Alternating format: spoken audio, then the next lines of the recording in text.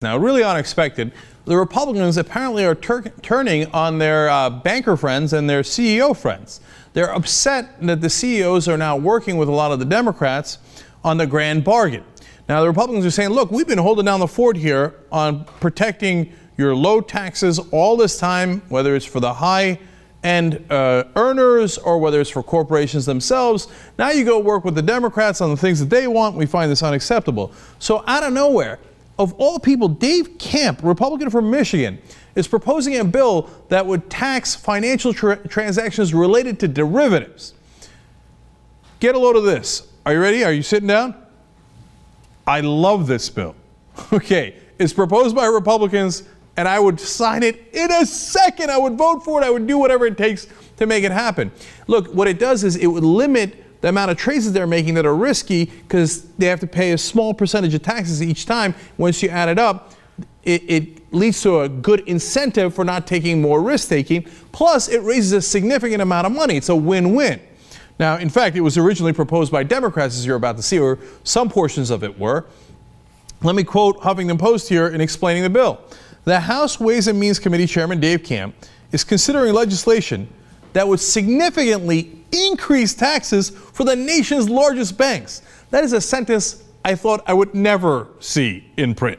Amazing, and it's true. The draft legislation, they explain, would be vehemently opposed by Wall Street and other major corporations that trade heavily in derivative securities. But they're not done yet. To add insult to injury, they're going full progressive.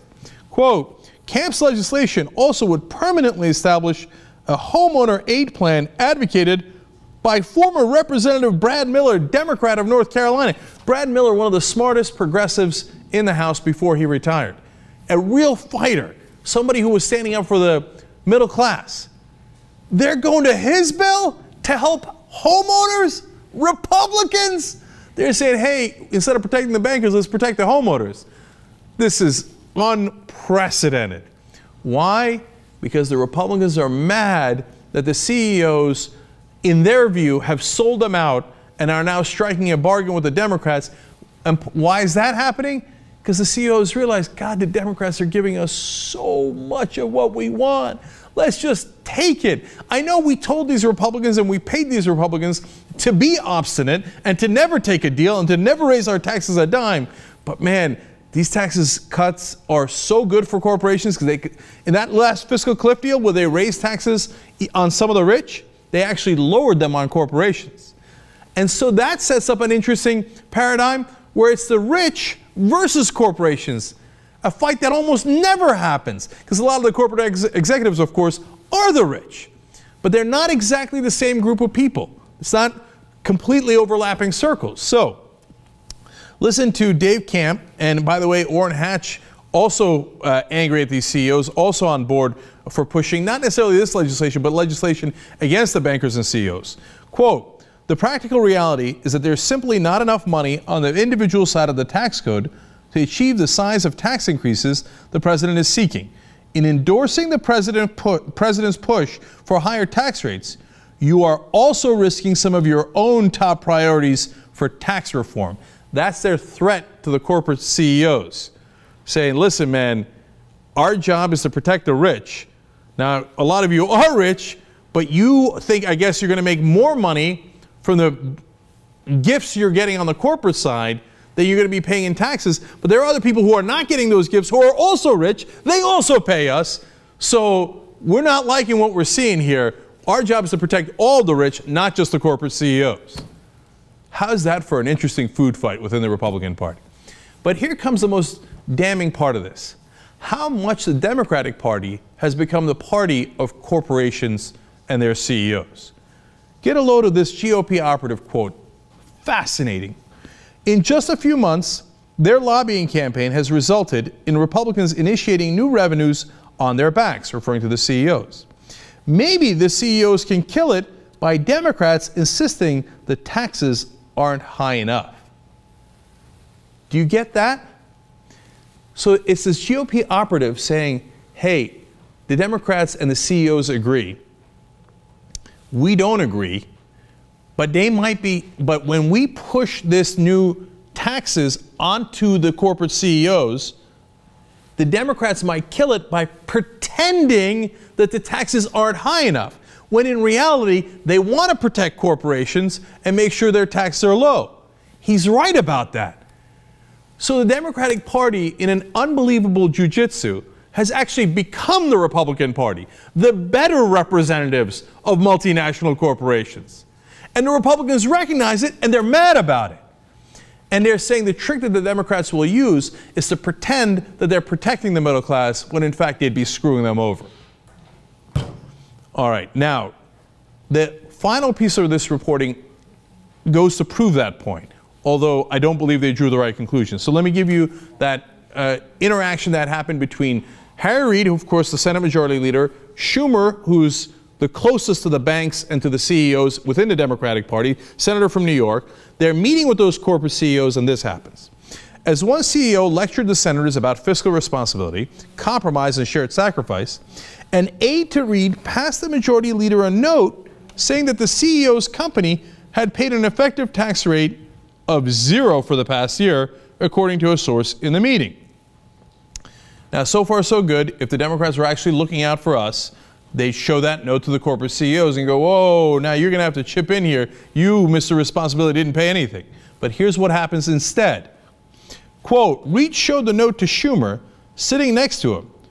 Don't do it, Harry, Schumer whispered, trying to head off one of Reid's famously biting rebuttals. First of all, Harry Reid has no famously biting rebuttals. That's never happened in Harry Reid's life, okay? But look at Schumer saying here, Harry, don't do it. These are our bosses.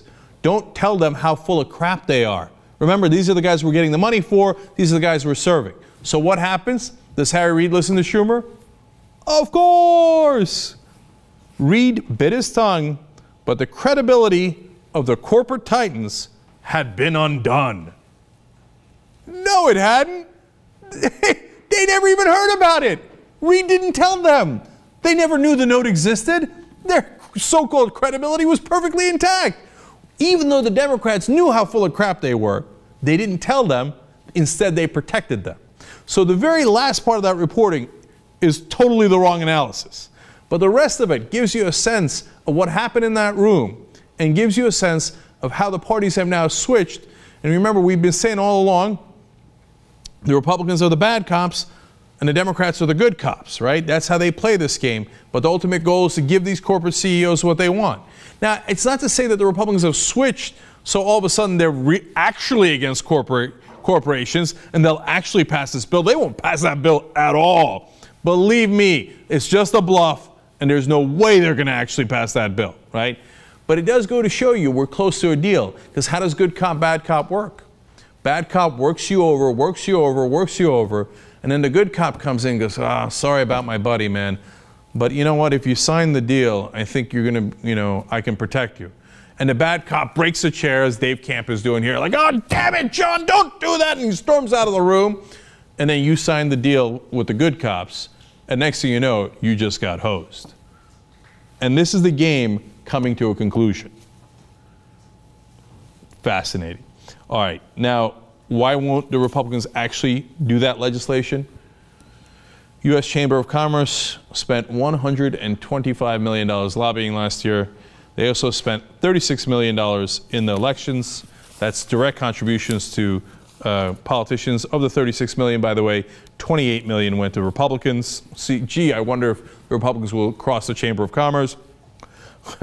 National Association of Realtors spent $41.5 million lobbying, $9.5 million directly on elections. Of that, $6 million went to the Republicans. There's no way they're crossing them. The Business Roundtable spent $4.8 million. JP Morgan Chase, one bank alone, spent $8.8 million. This is all in the last year. And of course, the majority of all of this went to the Republicans. They will not be crossing those CEOs and bankers. They're just throwing a hissy fit as part of this theater. If they actually went to go pass the bill, I would be ecstatic. And as I said, I would vote for it in a second.